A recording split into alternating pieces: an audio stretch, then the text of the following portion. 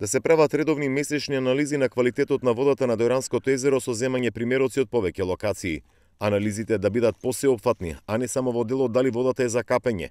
Да се зголемат контролите на објектите на самиот брег како ги испуштаат отпадните води.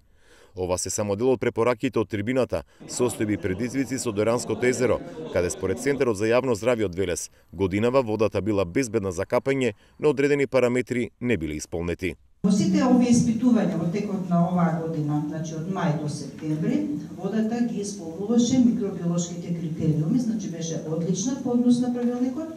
Меѓутоа имаше отстапување по однос на физичко-хемиски параметри кои што ние ги следиме.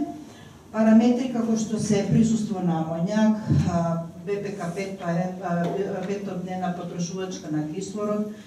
Сето тоа е, индикатори се на присуство на органски материи. Значи, една од причините може да биде и повторно неработењето или недоволно работење на пречистителна станица. Првиот човек на Дојран Ангов потенцираше дека квалитетот на водата не е совршен, но далеко од катастрофален.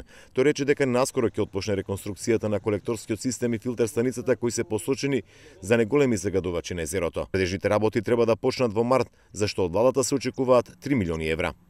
Меѓутоа требаат огромни финансиски средства и во моментов се работи за добивање на некои средства од околу 3 милиони евра.